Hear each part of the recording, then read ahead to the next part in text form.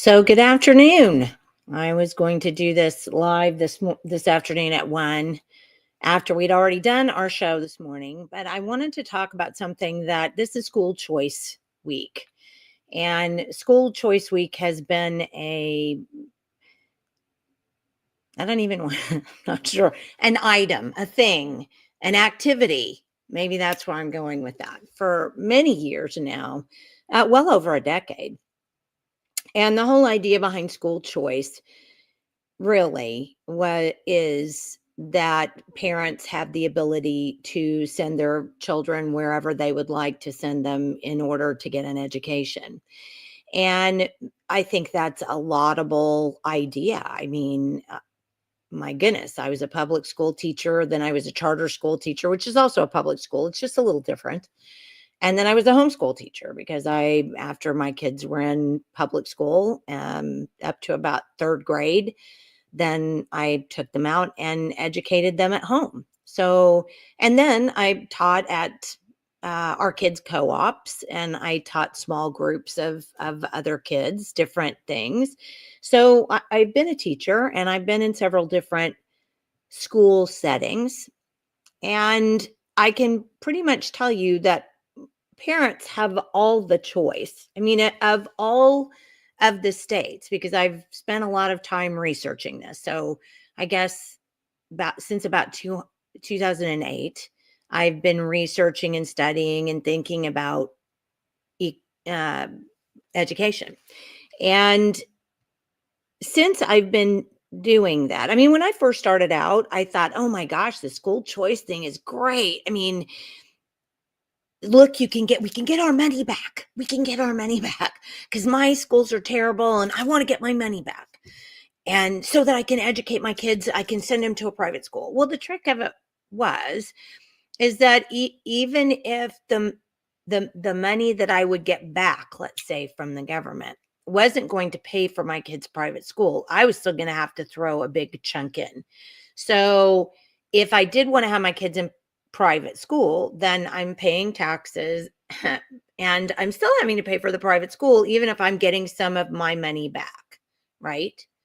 So that's not really a perfect solution because I'm still paying two ways. I mean, that's kind of one of the things that they don't tell you about is you're still going to end up paying some way. But the idea of school choice really in Oklahoma is a non-issue. And here's the reason why. So, and you can find all these things on our website. I'm going to walk you through some of those here in a minute. We can homeschool if we want to. There are charter schools, there are online schools, there are magnet schools, there are of course, regular brick and mortar public schools. There are private schools. We have all these different ways in Oklahoma to be able to educate our kids. And the great thing about Oklahoma, there are some people who actually move here to homeschool their children because we have a constitutional provision for homeschooling, which is education by other means, is how it's referred to in the Constitution, the Oklahoma Constitution. Let me be specific. And so we have all kinds of ways to educate our children in Oklahoma. Now, lots of people are going to say, well, but my tax dollars go to this public school and this public schools are terrible and I can't even send my kid there. I want to send my kid to private school. You just need to give me my tax dollars back and then I can send my kid to this private school. And this is what we talked about before. Well, those are taxpayer dollars. And I'm going to show you a couple of things on the screen that are things that you can go to and that you can find yourself. So let's start first with, this is our old blog that I'm going to show you here. This is our old blog. So when we first started years ago, 2006, I think it was actually, this was our old blog. This is where we put all the research that we did. Reclaim Oklahoma Parent Empowerment used to be Restore Oklahoma Public Education. There are all kinds. If you just go over here and you search this blog and you put in school choice, it will come up with all kinds of articles about school choice. And so this has been going, this, like I said, this research, us, doing this has been going on for quite a while. So now if you want to go over to our YouTube channel, you can do the same thing on our YouTube channel that I just showed you how to do on our old blog. You can actually go to the YouTube channel. You can type in tax credits or you can type in school choice. And what'll end up happening is that it'll bring up all of the videos that we've done as about school choice. And there's one that I think I'll call your attention to. It's what do the Oklahoma Tax Commission rules say about the parental choice tax credit? Because I think this is one that you probably should want to watch just to kind of see what the specific arguments are about this particular brand of school choice that we now have, which is the parental choice tax credit. That's taking tax dollars and essentially giving them to people. We have to give them to the schools because it's illegal to give it to people. Parents have to give it to the schools that a family, a parent wants their child to go to. So that's where we are today. So I'm going to show you, here is our website. And so you can see our website here. This is rope2.org, very easy to find. Again, you've got a search bar over here, and you could actually fill out anything here, school choice, but we even have a category on our website that is school choice. So you can see this is the thing we're going to talk about today. Even talked a little bit about Corey DeAngelis, statewide charter school, talks about raising the bar and educate. I mean, there are all kinds of education, school choice articles on the website. So I would just say, I would just suggest that you go to the website. And what I really wanted to talk to you about today is what happened and I'll just share this tab with you here. This was a post that I had on my Facebook page the other day, which started out with Remember School Choice Week. So part of what's going on right now is that the Supreme Court is going to eventually take up the idea that Oklahoma should give tax dollars to St. Isidore, which is a private Catholic online school. And they argue that it would be public because it would be taking public funds, but there's no way of getting around that it is a religious school. It is a Catholic school. So I've been opposed to this since the idea came out. And I'll just go through a little bit of this post. It's public, so you can actually go to my Facebook page and find it. So I'm going to go down here to, this is Kevin Stitt's announcement.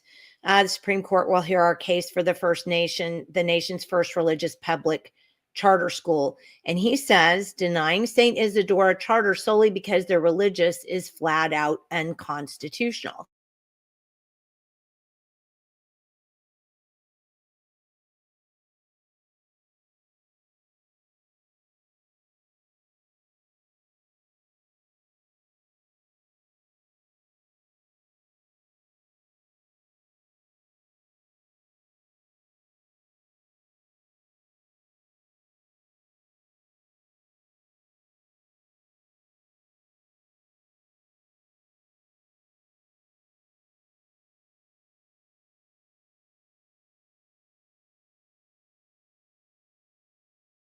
Was his post. And so I put this in here. The Alliance Defending Freedom is the organization that is arguing will argue at the Supreme Court on behalf of this idea, and they call it religious freedom. So I want you to keep that in mind. But I want to point out that Alliance Defending Freedom, they've done lots of good work. This isn't it, but they've done lots of good work. But they do, they raise money for this, and then they have funders that fund them. So this has been 2024. So this was last June when we were talking about Bibles in the classrooms, and when we had just passed a law that said that kids could get credit for going to religious education off campus. And so the Satanic Temple came out and said that they plan to come to Oklahoma schools, since we're allowing students to have open religious education on school time. So that's what they have said. Whether they do or not, I don't know. But there is a person in the Tulsa area who is running for state office who was a member of the Satanic Temple, who was talking about bringing that here. So Twitter's an interesting place. So I will just say that. Now, would you like to come?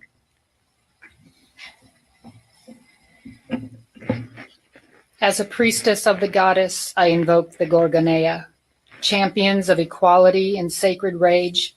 I call to Medusa, monstrous hero of the oppressed and abused. I open the eye of Medusa, okay. the Honestly, stare that petrifies. I can't take that anymore. That makes me kind of nauseous, and it worries me, because my God is a jealous God, and I don't really think that it's a great idea for me to be watching that. So I saw that, and I wanted to make the point in this post. I wanted to make the point that we're not thinking very, very clearly, because if you take tax dollars and you give it, which is what you're doing, you're taking tax dollars and giving it to an institution that teaches religion. I'm not going to argue whether St. Isidore's is private or public. I'm not going to do that. I'm going to say, however, that if you take public tax dollars and you give them to a religious school, okay, then that means that our tax dollars, just because of the fact that the ACLU in every court is going to honor the equal arrangements. So if we're giving the money to a Catholic school, then we're going to have to give it to a madrasa, then we're going to have to give it to a Satan school, then we're going to have to, I mean, we can't. To pick among religions would actually be what they're complaining about, which would be to deny some religion access to public money. So that would in effect be discriminating against that religion. So that's a real problem. So I may not have a problem with a Catholic school, but if it gets public funding and then we decide that we have to have equal treatment under the law, and now there's a satanic school that's getting tax dollars, I'm going to have to put my foot down, because that, as I said before, my God tells me he's a jealous God. And for me, I don't go out and preach other religions. I'm a Christian. I preach Jesus, the love of Jesus. So I'm not going to go out on the street and preach something else. And I'm not going to take my money and or I'm not going to force the government to fund a school that's a religious school. It literally makes no sense, because once we fund one, we're going to have to fund them all. And I don't want to fund them all. So I talk about that in this post, and about the fact that the Tulsa City Council, because of the fact that they wanted to have a prayer. Not everybody is Christian anymore, guys. I mean, there are a lot of different religions anymore. There's not even, I mean, there may not even be a simple majority of Christians in an area anymore. I mean, it's a very sad thing, but we're not the majority, the biggest majority anymore. So if you say we're going to have a prayer, then you're going to have a what is she, a high priestess of the Gorgon, whatever that is. It sounds like Roman mythology or something, but that's what we're going to have. And I would have gotten, if I had been a counselor there, I would have gone up and left the room because I would have felt very uncomfortable to hear that prayer as a Christian. It would have offended me. So if it's going to offend somebody who's not Christian that I say a Christian prayer, then we just need not do it at all. So I was talking about this fact in this post. And if you would like to read the post in full, please feel free to go there and go to my page and do that. But what I really want to talk about is I want to talk about the fact that many of you saw who got on the little slide that says, parents, the government can't empower you to educate your own children. You can't be granted, and I'm going to say granted by government, a power that you've already been given by God. And I think we need to think about this. And I've fought school choice now for a number of years, understanding what I just explained to you about with religion. And I'm going to just talk. It makes more sense, I think, for me to probably do what I've normally done before. And I'll just kind of try to read this to you so we can talk about it. And in that, and I just noticed your comment. In that, then we can have this discussion about that. So I'm going to pull this up and then I will just read it to you. You can find this on rope2.org and read it for yourself or share. All one has to do is type in the 2-word phrase school choice in our website search box to know what I've thought about school choice for a number of years and that I've thought about it being a scam. I mean, we already have school choice. I explained that at the beginning. And we have a constitutional provision for homeschool. We have charter schools and magnet schools, just like I talked about before, neighborhood schools, private schools. Oklahoma has that all. And here's the beauty. Every Oklahoman has the ability to make whatever choice that is by which they want to educate their kids. So the whole part of the school choice idea that I just despise is the part where governments tell taxpayers that they'll take our money by force and then they'll give it to other taxpayers who can't afford to put their kids in a private school because public schools are so bad. And that's what we're calling the Oklahoma Parental Choice Tax Credit Program. And I have a link here and you can go right to it and see it yourself. So why is it that I hate that plan? Because that's the other thing that bothers me. If you say, see, they just call the movement school choice. So it's just called school choice. So if you say, well, I'm not for school choice. Well, I'm for school choice. I practice school choice myself. Obviously, I'm for school choice. I'm not for the part where we force money out of taxpayers and benevolently give it to somebody else. I'm not for that. So the marketers of school choice have kind of shoved you into a corner where if you say, well, I'm not for that, how can you not be for school choice? It's a parent's choice. It's a parent's right to choose what's best for their own children in healthcare and in everything, right? That's a parent's job.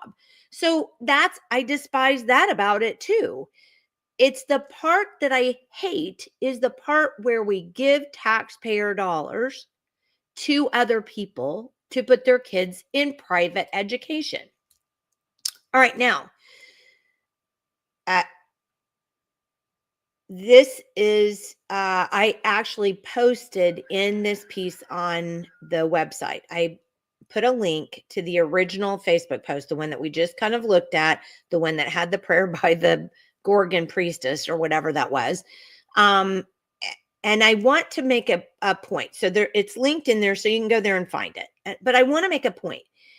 Republicans are supposed to be bastions of limited government. They're supposed to say, well, we don't want to expand government. Well, what we did with the tax credit, parental choice tax credit, is we expanded government. We had to create more positions at the the OTC in order to be able to do all of that. We had to expand, we had to make a whole new school choice part of government where people handled the school choice tax dollars and they handled the schools that were coming in and the paperwork and all of that. That just increased government to say that a parent has a choice that they wouldn't have already had. How Republicans don't understand the concept of small government, I don't know. I probably do, but anyway. So unfortunately, I couldn't embed the original post in the WordPress post. It wouldn't do. But I want to read a comment that I subsequently later on put on my Facebook page. And this is the one that I actually made the entire, thank you, Andy. This is the one that I made the entire post off of. I'm going to go ahead and try this one more time. And honestly, I'm not being ugly here. I swear. I don't care if you like this or not. I'm not going to beat you down or browbeat you about it. I don't hate you. We can have different opinions. That's not me. I would prefer to discuss it instead of have it thrust upon me. But I'm not going to be angry at you if you disagree. I'm just telling you what I think. So I'm not trying to be ugly here, but I am being pretty direct. And that's what I want to be here. And some of you are going to think that I'm mean, and that's okay. Again, you're all entitled to your opinions. But just because you think I'm mean doesn't invalidate my argument. And I just kind of want to make sure that I make that point. So yeah, you may think I'm mean, but that doesn't invalidate my argument. And that doesn't invalidate the things that I've seen that have brought me to that opinion. So here's the bottom line. It is not up to taxpayers to fix public schools. And I should have said through government. It's parents.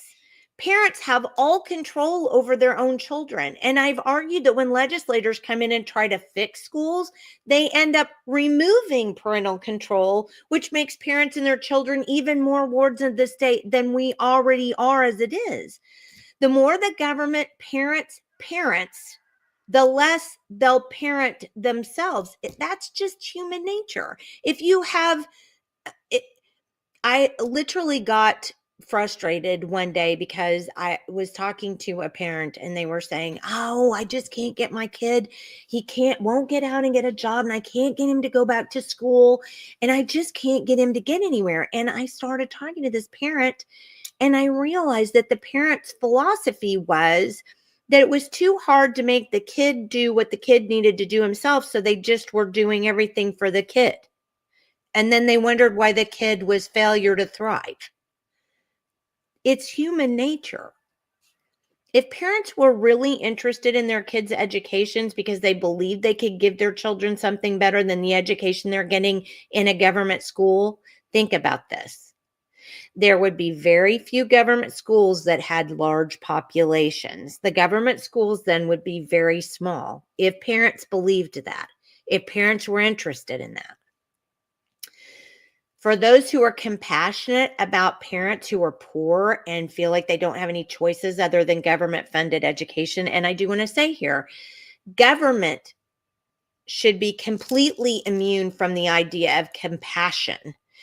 That's a perspective for individuals. Governments who operate solely with money that they take by force from the citizenry, the government has no ability to be compassionate with my money. They can't be compassionate with your money. It's not right. That's not the way that works. You need to be compassionate with your own dollars.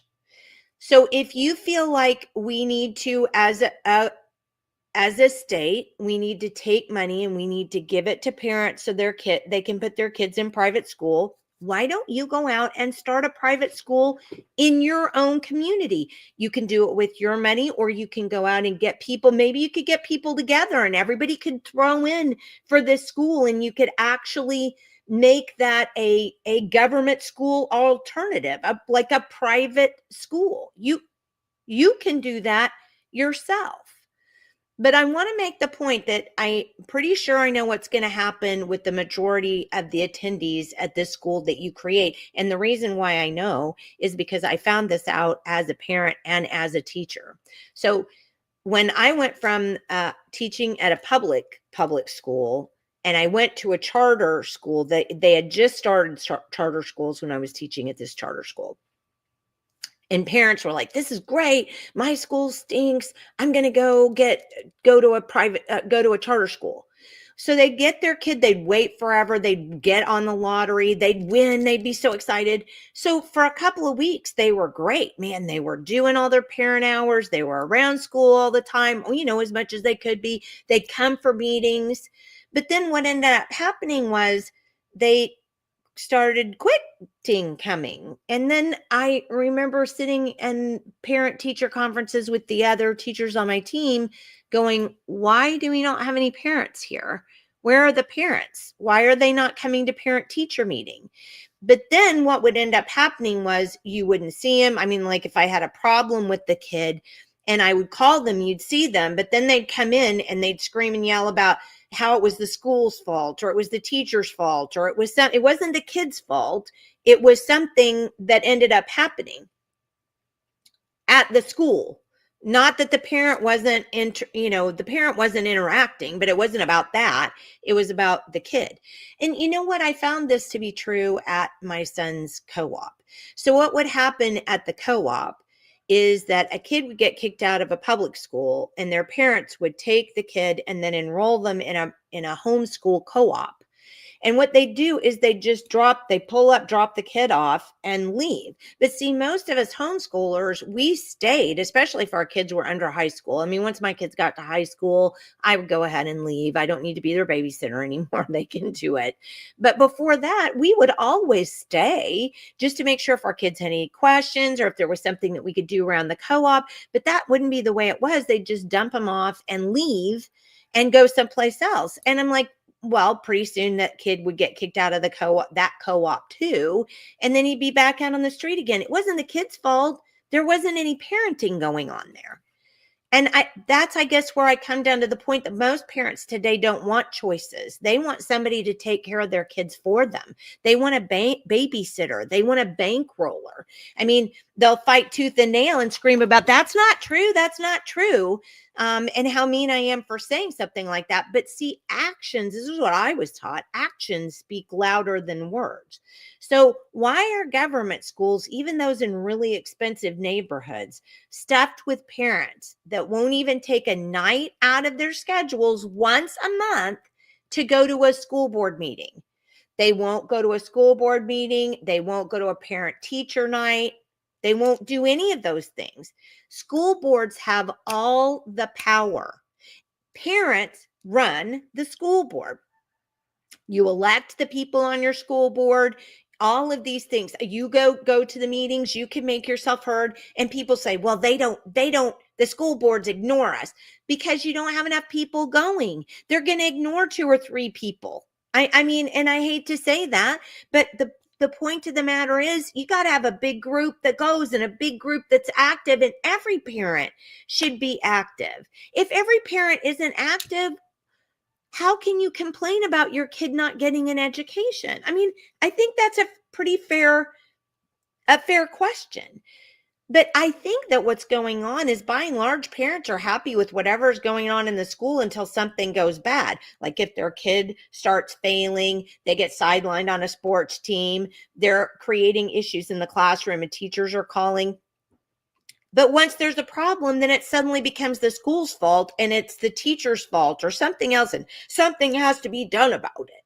Well, where have you been at your school board meetings? Do you know your school board member? How many meetings have you gone to? See, everything goes back to free will. We all have it.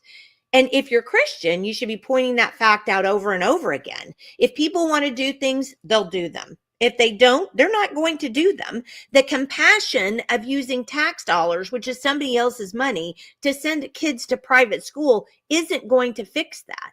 Now, I have not made an open records request to the Oklahoma Tax Commission, but I'm going to do so soon because I want to see where those tax dollars are going in the parent choice tax credit. Are they going to the low income people or are they going to the upper income people?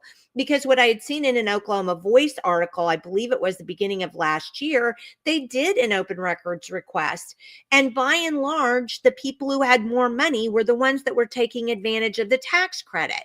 That's insulting to me. You can already afford to send your kid to private school? Why are you stealing money from me? Why is it that I have to pay to put my kids in homeschooling? I also have to pay for public school, and I also have to pay for you putting your kid in private education. That's not right. That's simply not right. You know, Jesus said this in the New Testament. He said it several different places, but he did say at one point, specifically Mark 14:6, the poor will always be with us. And yes, there was a whole story that goes to that, but he said that because he meant it. The poor will always be with us. Jesus knows that some people won't make good choices and that some people are too lazy or uncaring or improperly educated to make good choices.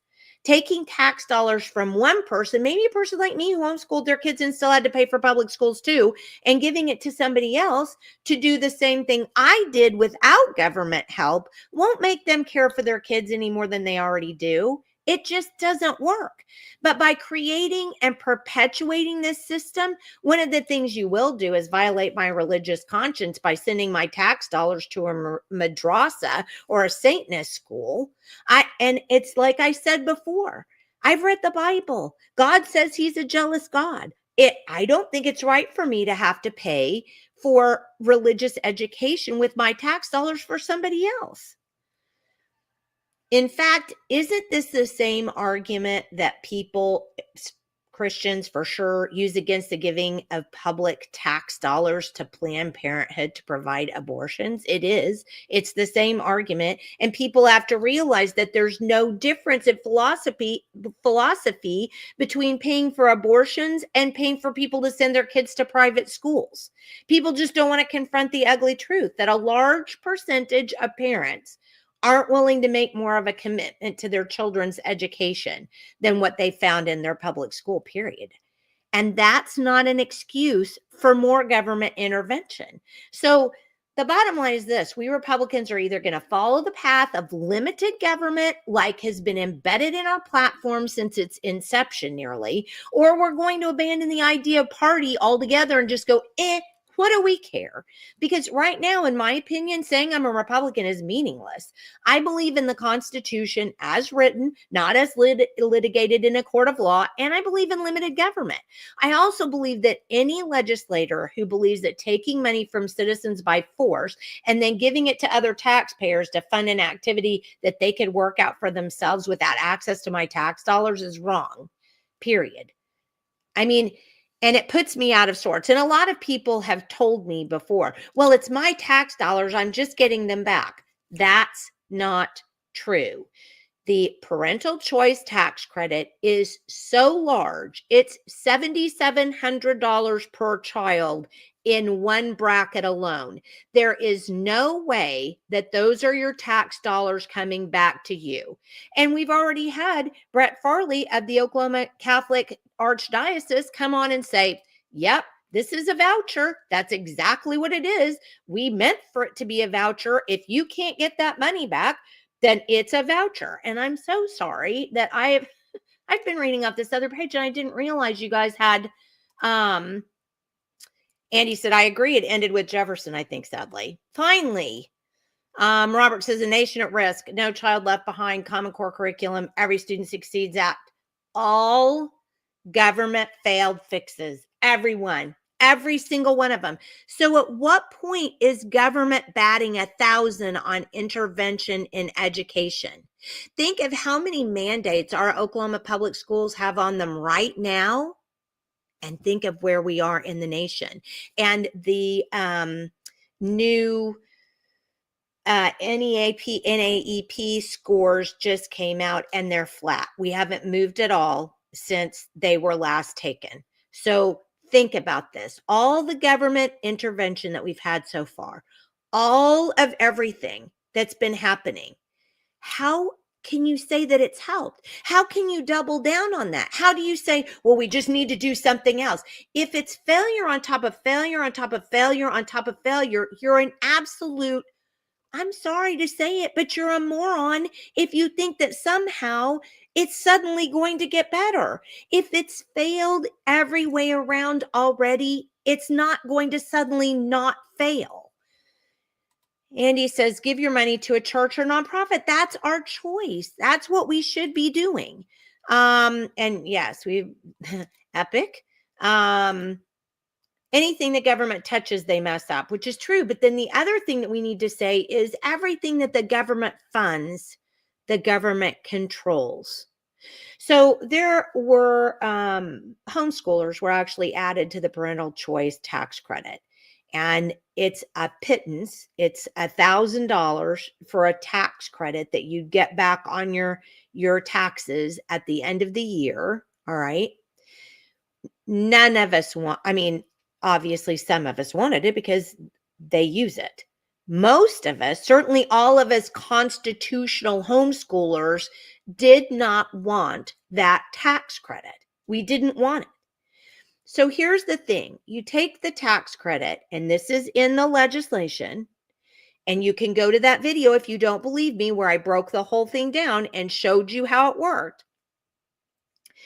If you take the tax credit money and you say, okay, I really want to get that $1,000 back. Okay. So you have to make sure that you've been keeping receipts for everything you've done with your kid. And then you have to turn it in order to get the tax credit. Why would you want the government to have that much up in your business? I mean, I guess there's a problem that we're having right now, which is so many people believe that government is here to help us. It's somehow our safety net. And that's not what government is. And I'll tell you, I'm not an anarchist. I'm not telling you I don't want any government. It would be lovely if all of us were, it would be lovely if it were like heaven and everybody got along and we didn't have to have laws, rules, and regulations, but that's not human nature and that's not the way it works. So I'm not an anarchist. I would like to have government, but here's what I want. I want a small, limited government that doesn't say, here, you need choices that I can already make on my own without having government intervention, right? I want them to do the basic things, take care of my roads, make sure that I have a police service, make sure that I have fire service, all those kinds of things. But that's not what we have. We have departments devoted to we have an insurance commission for, I mean, there are courts that deal with insurance problems all the time. Why do we need an insurance commission? I mean, I guess the point of the matter is this. Not everybody is going to agree. People seem to like government, but I'm with Reagan. He was my very first vote when I turned 18. I'm with Reagan. The worst words that you can hear is, I'm from the government and I'm here to help you, because the government doesn't help. They take your money by force. And don't forget, it is by force. If you don't pay your property taxes, they'll seize your property just to pay whatever pittance you owe them. And that's an absolute fact. If you don't pay your income tax to the state, they'll come get you. They'll give you a big hefty fine. And if you continue not to pay it, they'll eventually throw you in jail and take away your liberty. So how can that possibly be a government that's for the people, by the people, of the people, which is what our Constitution says it's supposed to be? That doesn't work. So I think what we need to do, just moving forward, and this is homeschoolers, this is everybody, we need to understand that we have to put the onus where it lies, and that's with the parent. We have to understand that parents in Oklahoma have absolute right to raise their children the way they want. They have complete choice, wide open choice in terms of education and ways to educate them in Oklahoma. So those are a couple of things that we have to mention right there. Then the next thing that we have to do is remind people that school boards in Oklahoma have all the authority over the school. All of it. They hire and fire the superintendent. They determine the budget. Right now, we have senators who are trying to create more laws that are going to stop school boards from being able to do their work. And that's what happens right now. They'll go, well, I can't do that. There's a law against that. Well, that's what our senators And our representatives, that's what so many of our legislators want to do right now. They want to make sure that they hamstring the school board so that we don't have local control anymore. We can't get them to do what we want them to do. We have to genuflect and kiss the ring of the government to get the state government or the federal government to get them to do something that we want. That's completely an upside down model. Your school board is local. You go to your school board, you talk to your school board, you participate in your school board, and that is what determines the direction, the trajectory of that school. So what we're doing in Oklahoma through this parental tax credit nonsense, through all this, we're going to ban cell phones, we're going to make schools do this, we're going to make schools do that. All of that is directly related to the fact that they don't trust parents. And why should they? Parents aren't participating. Parents should be the ones solving this problem, and they're not. But legislators are going to say, here's what we need to do. We need to put this mandate on. We need to put this mandate on. And then suddenly, again, we've taken the onus off of the parents, and now the state gets to do it. We've taken the onus off of the school board, and now it's up to the state. The best way you can control your environment is locally. It's at the source. How much influence can you have over the state education board when you have your education board for your own school in your own town? Where do you think, and I agree with Andy, I mean, I think a lot of parents look at schools as babysitters. They're not thinking actively. And Kendra Weston, who's a state school board member, and I'm lucky to call a friend, she made a point the other day on one of our podcasts that I thought was absolutely amazing. She said, if parents would sit down and listen to their kids read a book. How do you not have time as a parent just to listen to your kid read a book? Isn't that a fairly important thing? Because she said it would be so easy to find out where your kid is in their education if you just listen to them read. I read my son's college papers. That's very enlightening to me, and he does a great job writing. So I don't know how to say it any more than I've already said it, and that is, we as taxpayers have to keep the legislature away from school boards and away from legislation that school boards should be doing. We as parents should be at every single board meeting. We should actually put in that time to make sure that our kids get an education. It is not your child's education, is not the government's job. It's the government's job, according to our Oklahoma State Constitution, to provide a school. That's the job. It doesn't say make sure that your child is highly educated or educated for a skill. Or it doesn't say anything like that. The school is provided. It's up to you to make that school work for your child. So now that I've appropriately chastised everybody today, I do want you to think about what I've said. You open the door to a religion, all of them will follow. You take the job of the school board away, the school board won't do their job. You take the parents' job away from them, the parents won't do their job.